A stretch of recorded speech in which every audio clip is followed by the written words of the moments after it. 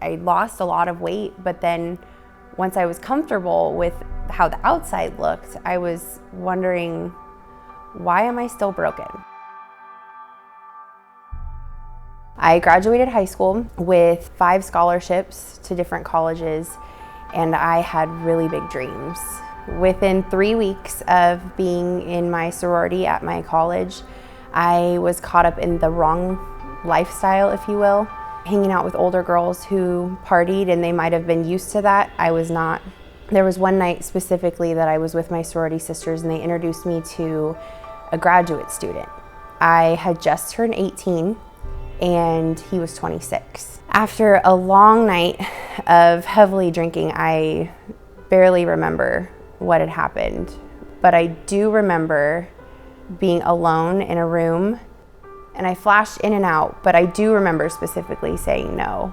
And then I woke up in the middle of the street with my sorority sisters grabbing me and taking me back to the sorority house. It wasn't until weeks later that I realized what had happened to me when we were required to go to a class that educated us on how alcohol was a date rape drug and what can happen when girls don't make a pact with each other that they're all gonna go home together. And that's what I hadn't done with my friends. I hadn't had that discussion of, okay, I'm not that type of girl. Please make sure that I'm safe and I get home. After being really uncomfortable during this class, having my palms sweat, I realized what had happened to me. I had been date raped.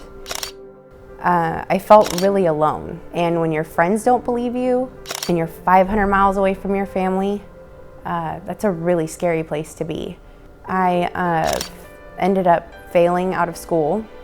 I was scared to come home. I was scared to be around my family that I had been close to my entire life, that I felt completely comfortable around. I was ashamed to even look them in the eye, because I partly felt like it was my fault, but the other part of me felt like I was damaged goods and I didn't deserve that love that they were giving me.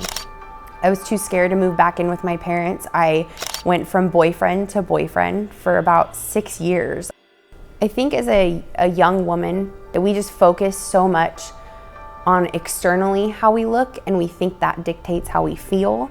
I started dieting and exercising, and I lost a lot of weight, but then once I was comfortable with how the outside looked, I was wondering, why am I still broken? And I think a lot of us feel like if I just looked like this, or if I just could do this, things would be better, and that's not how it works. Once I got to a certain point where I could start to accept myself, then I could start to accept God's love for me. And then when you fall short, because you will, you won't ever love yourself completely. You just think about the fact that you can be that person that He created you to be, as long as you keep your focus on Him.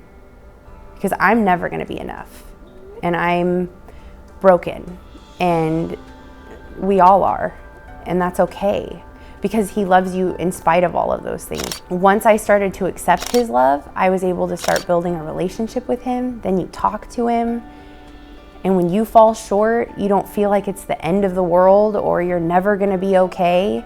He's gonna make me okay. If I could talk to Stephanie 8 years ago, that person that I used to be, the first thing that I would probably say is that you're okay. You are okay right where you're at. The second thing that I would probably say is that it's not your fault.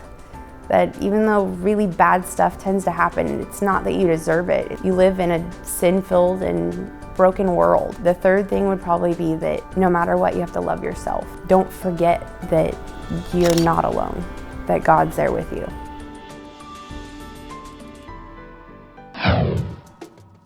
About 2.5 years ago, I met a really awesome guy. It scared me in the beginning because he was more normal than what I was used to, very grounded. And I knew that I was still broken, I was still wounded, I was in a place that I didn't want to be. But I had never been with someone who felt so strongly about me and was so grounded that he was willing to love me through it. There isn't anything that I think I could tell him about myself that would make him not love me as much as he does, if not even more. So that was a glimpse for me into how God feels about me.